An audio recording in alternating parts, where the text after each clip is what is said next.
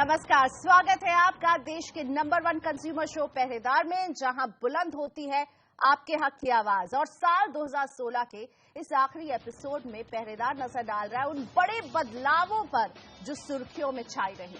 बड़े लंबे इंतजार के बाद रियल एस्टेट रेगुलेशन कानून केंद्र सरकार ने तो बना दिया, लेकिन किसी भी राज्य में ये इस साल वजूद में नहीं आ सका। तो हम करेंगे चर्चा कि क्या नया साल प्रॉपर्टी खरीदारों के लिए नई उम्मीद लेकर आएगा या नहीं। साल की दूसरी सबसे चर्चित चीज रही डिजिटल पेमेंट। जी हां, नोटबंदी हुई और उसके बाद कहा गया सब कुछ डिजिटल हो जाए, लेकिन इसकी सेफ्टी और कंज्यूमर ग्रीवांस को लेकर कई सवाल हैं जिन पर हमारी नजर रहेगी। और शो के अंत में एक नजर डालेंगे कंज्यूमर के उन चुनिंदा मामलों पर जिनमें पहरेदार ने दिलाया कस्टमर्स को उनका हक।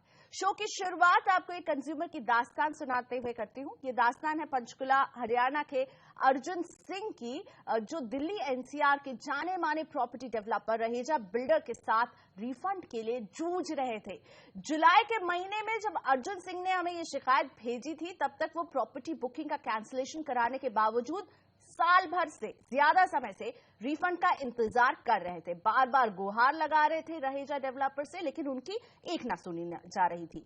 ये प्रॉपर्टी उन्होंने दिसंबर 2014 में बुक कराई थी और सिर्फ 2 महीने बाद ही इन्होंने सोचा कि इसे कैंसिल करा लिया जाए। कंपनी ने वादा किया था कि 90 दिन में उन्हें रिफंड मिल जाएगा, लेकिन फरवरी 2015 से लेकर जुलाई 2016 तक अर्जुन सिंह को केवल कोरे वादे मिलते रहे। और अर्जुन जी का मामला तब सुलझा जब पहरेदार ने उसे उठाया। लेकिन यह भी हाईलाइट करना चाहूंगी, रहेजा ने उन्हें पैसे लौटाए पर पेनल्टी काट दी। हालांकि अर्जुन भी कह रहे थे कि आप पेनल्टी काट के ही पैसे दे दीजिए, लेकिन कम से कम पैसे तो दे दीजिए। उन्हें लग रहा था उनके पैसे डूब गए हैं, पहरेदार ने उनके पैसे दिलवा दिए।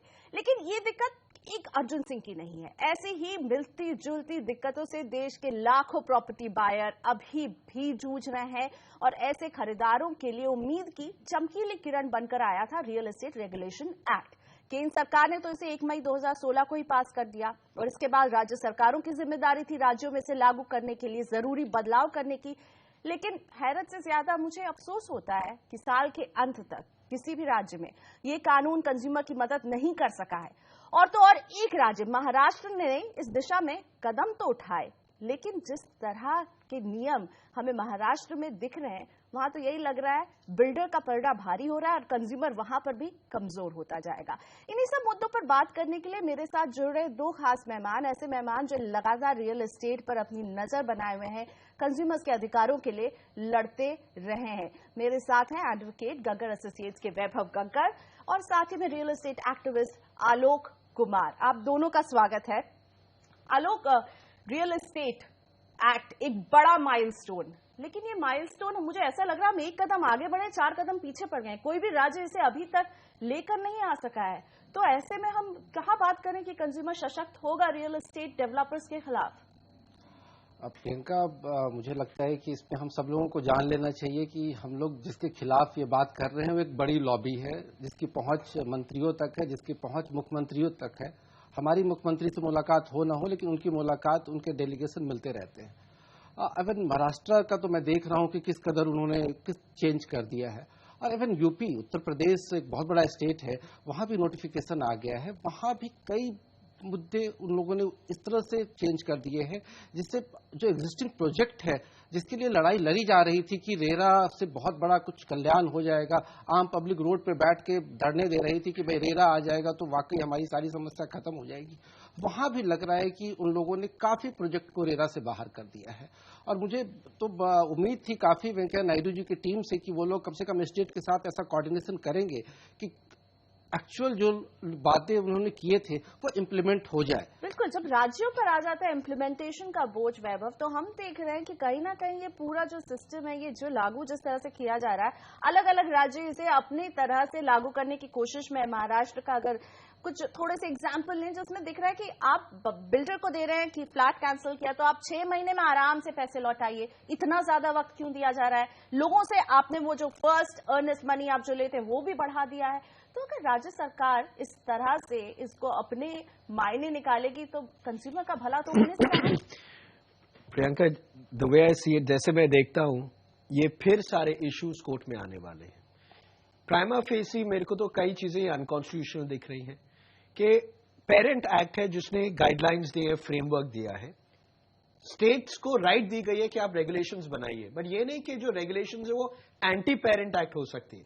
It has to be within the confines.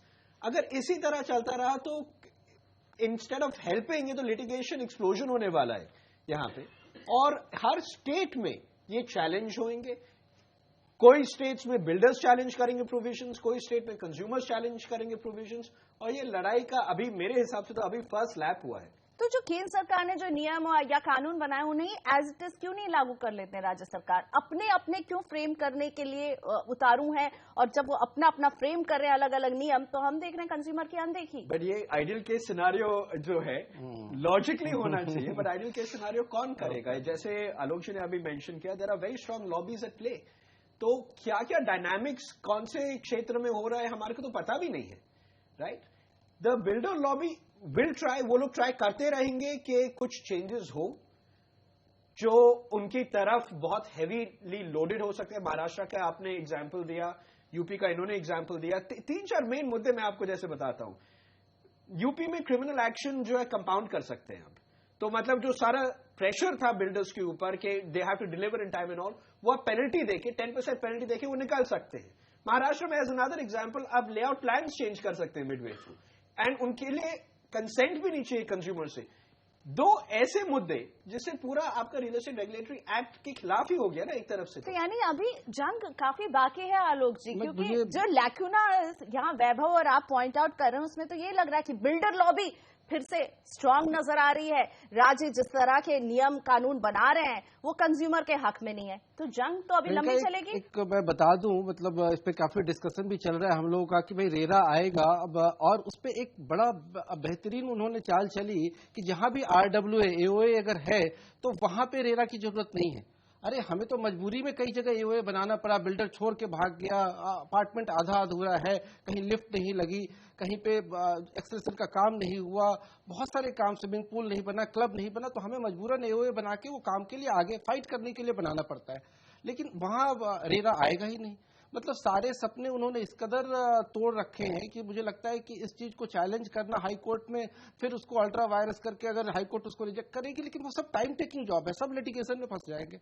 और तो यानी आप कह रहे हैं कि जितने अंडर कंस्ट्रक्शन प्रोजेक्ट हैं या फिर जो नए डेट से बनाए जाएंगे वही रेरा उन्हें ही देखेगा, जो पहले से अगर बुरी हालत में कोई बिल्डिंग्स आ रहे हैं। कई हमारे पास ऐसे केसेस हमने इस साल देखे हैं जहां लोगों ने धरना दिया, कहा कि हमारे बिल्डिंग में कहीं लिफ्ट नहीं काम कर रही है, कहीं क्रैक्स पड़े हुए, उन पर कोई रेरा का नहीं, उस पर कोई रेरा नहीं। जहां 60% रजिस्ट्री हो जा रही है वहां भी रेरा नहीं। तो ऐसे में इन लूप होल्स के बीच में कंज्यूमर के लिए वैभव क्या बचता है, क्या करें? वो कंज्यूमर्स की लड़ाई पिछले 7-8 साल में जो हुई है प्रियंका, उसी के रिजल्ट से आज रेरा आया है। मैं आपके शो पे ही आई थिंक साल भर पहले जब आया था मैंने बोला था ये रेरा आने से लड़ाई जो है एक कदम आगे बढ़ी है, खत्म नहीं हुई है। अभी इसमें भी टाइम लगेगा। It is a very strong positive step, लेकिन ये खत्म नहीं हुई है लड़ाई। एंड ऑल्सो ये अपॉर्चुनिटी है। देखिए, आई एम नॉट सेइंग कि सारा सिर्फ कंज्यूमर्स की तरफ होना चाहिए, बिल्डर्स को मार दिया जाए, क्योंकि आज के दिन ये भी स्टेट है कि NCDRC हुआ, सुप्रीम कोर्ट हुआ, हाई कोर्ट हुआ, वो आज के दिन कंज्यूमर्स की बेनिफिट में आ रहे हैं। ऐसा भी नहीं हो कि बिल्डर्स बन जाए, क्योंकि बैलेंसिंग एक्ट होना चाहिए। अपॉर्चुनिटी है। लेकिन वैभव ने कहा कि हम अभी एक कदम ही आगे बढ़े और अभी और कितने कदम आगे बढ़ने होंगे? एक साल के अंदर आपको दिख रहा है कि रेरा लागू हो जाएगा हमारे देश में, आलोक जी? नहीं, मुझे तो एकदम नहीं लग रहा। जिस तरह से सरकार की मंशा है, जैसे अपार्टमेंट एक्ट स्टेट में था, उन्होंने किस तरह से उसकी धज्जी उड़ाई मैंने बड़े नजदीक से देखा है। मैंने कई PIL फाइल की उसके इम्प्लीमेंटेशन के लिए। तो मुझे लगता है कि इसमें भी जब तक कोर्ट इंटरफेयर नहीं करेगी अच्छे तरीके से, तब तक मुझे नहीं उम्मीद है कि रेरा इम्प्लीमेंट हो पाएगा। और दूसरा, अभी हम लोग वैभव बात ही कर रहे थे कि यहाँ JP जैसे बिल्डर, जहाँ पे हजारों लोग परेशान बैठे हैं, और इम्प्लीमेंटेशन की बात तो दूर, कहीं दिखाई नहीं दे रहा है कि मकान बनेगा या नहीं बनेगा। और वहां क्या रेरा आने के बावजूद भी कोई सॉल्यूशन ऐसा नहीं है जिससे उनकी बिल्डिंग बन जाए। जहां का बिल्डर खुद ही विजय माल्या की तरह भागने को तैयार बैठा हुआ है, बहुत सारे बिल्डर भाग चुके हैं, वहां तो कुछ समझ भी नहीं आ रहा है कि रेरा के आने से पूरे साल हमने कई ऐसी तस्वीरें देखी जहां घर खरीदार सड़कों पर थे, गुहार लगा रहे थे, कुछ नहीं हुआ। उम्मीद करते हैं कि 2017 में ये सब बदले। आप दोनों का धन्यवाद मेरे साथ शामिल होने के लिए। लेते एक छोटा सा ब्रेक, अभी हाजिर हो रहे। ब्रेक के बाद बात करेंगे डिजिटल पेमेंट्स की। कंज्यूमर क्या रखे सावधानियां और सरकार कैसे कर सकती है उनके हाथ मजबूत। आगे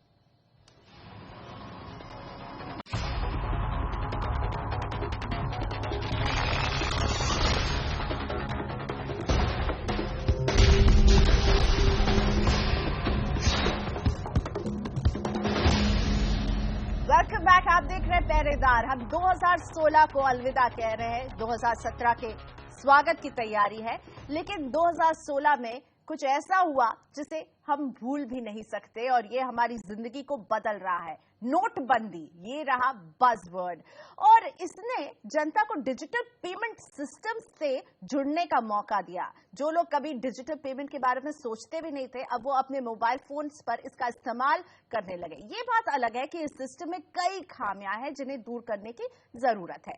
ऐसी एक खामी है कंज्यूमर ग्रीवांस रिड्रेसल की, जिससे जूझ रहे हैं लाखों कंज्यूमर। हमारे पास इस तरह के मेल लगातार पहुंच रहे हैं और ऐसा ही एक मेल हमारे पास आया गुवाहाटी के उज्जवल दत्ता का।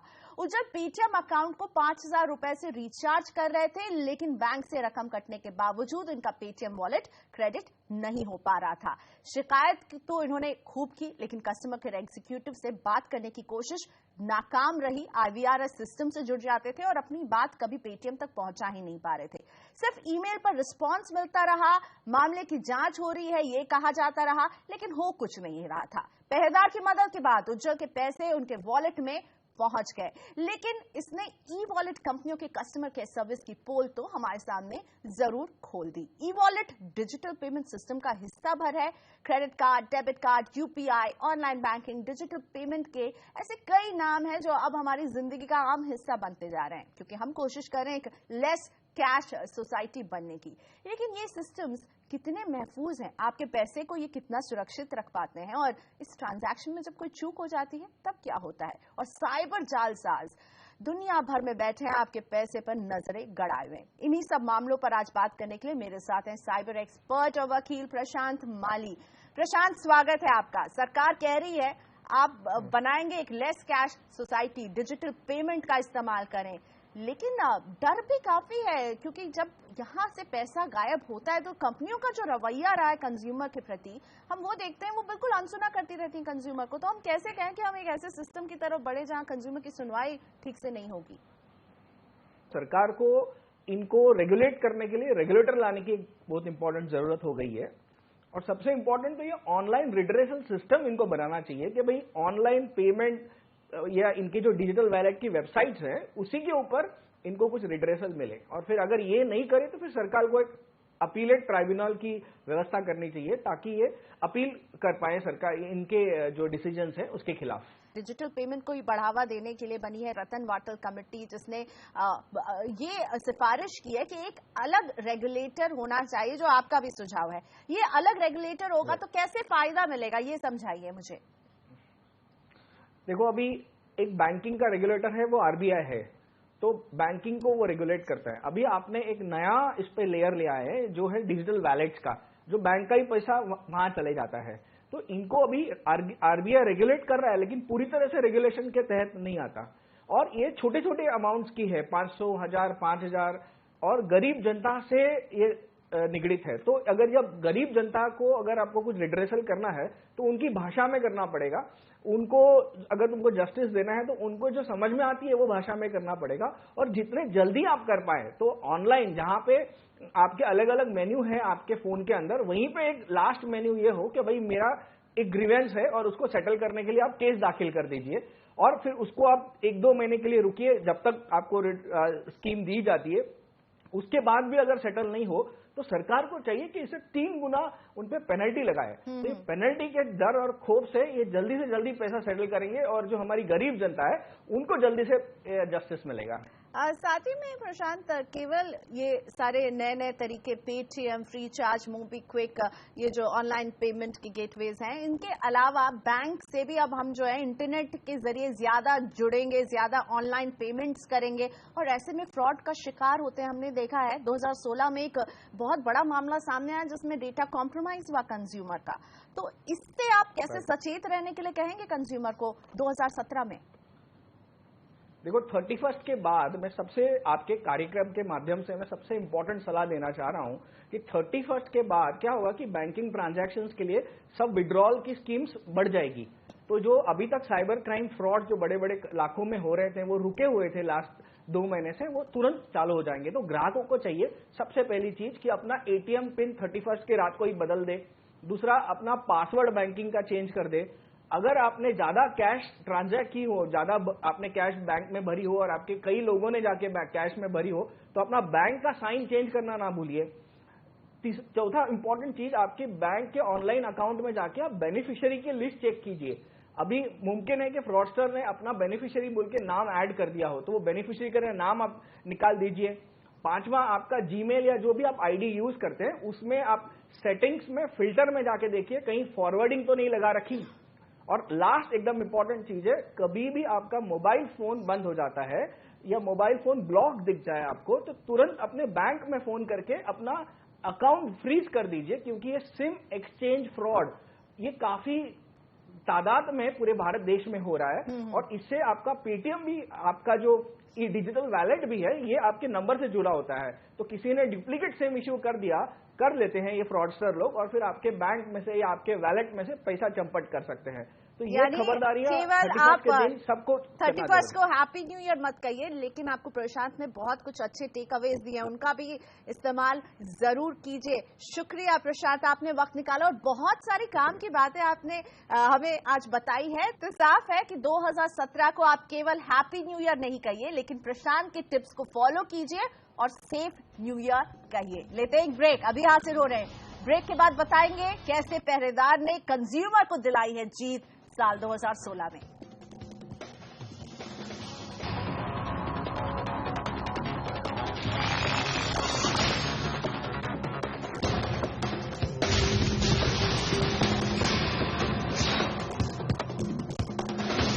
वेलकम बैक, आप देख रहे हैं पहरेदार। साल 2016 में लगातार पहरेदार ने आपकी आवाज को बुलंद किया, आपको जीत दिलाई, और आज पहरेदार आपको ही सलाम कर रहा है, क्योंकि आप आगे आए और अपने केस को आपने हमारे सामने रखा, बताया किस तरह से आप जूझ रहे हैं कंपनियों की मनमानी से, और हमने ये साबित किया कि कंज्यूमर इज किंग।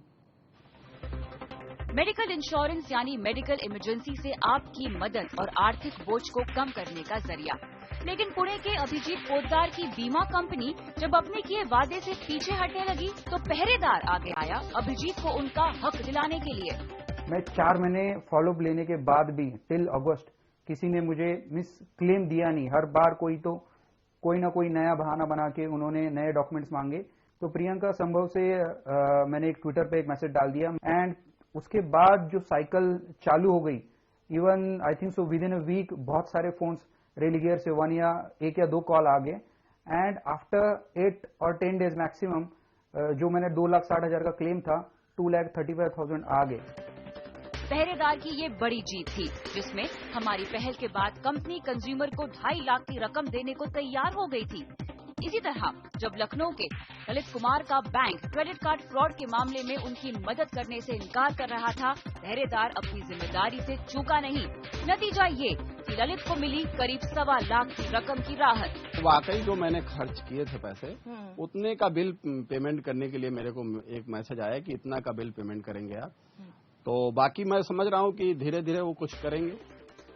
हमारे पास इस साल ऐसे ढेरों ईमेल पहुंचे जिनमें ऑनलाइन फ्रॉड के मामलों में नुकसान के बावजूद अक्सर ग्राहक बैंक या वित्तीय संस्थान की बेपरवाही का शिकार होते रहे। ऐसा ही कुछ अहमदाबाद के चिंतन प्रजापति के साथ हुआ, जब इनके सेविंग बैंक अकाउंट से करीब 60,000 रुपए ऑनलाइन हैकर ने निकाल लिए। निराश चिंतन की दिक्कत पहरेदार की मदद के बाद ही दूर हो पाई। 1 वीक निकल गया था, बैंक भी कुछ एक्शन नहीं ले रही थी, इसलिए मुझे आपको पहरेदार को कांटेक्ट करना पड़ा। और जैसे ही पहरेदार ने मेरा केस लिया और विद इन अ वीक मेरे मोबाइल पे एसएमएस आया कि आपके 60,000 रुपीज आपके बैंक अकाउंट में डिपॉजिट हो गए हैं। अभिजीत, ललित और चिंतन की ही तरह सैकड़ों कंज्यूमरों को उनके हक की रकम दिलाने और कंपनियों की अच्छी सर्विस उन तक पहुंचाने में पहरेदार पूरे साल लगा रहा। लेकिन हमने सिर्फ लोगों की मदद ही नहीं की, बल्कि देश के लाखों करोड़ों ग्राहकों को जागरूक बनाने का काम भी हम करते रहे। और हम आपसे ये वादा करते हैं कि नए साल में भी पहरेदार अपनी मुहिम जारी रखेगा।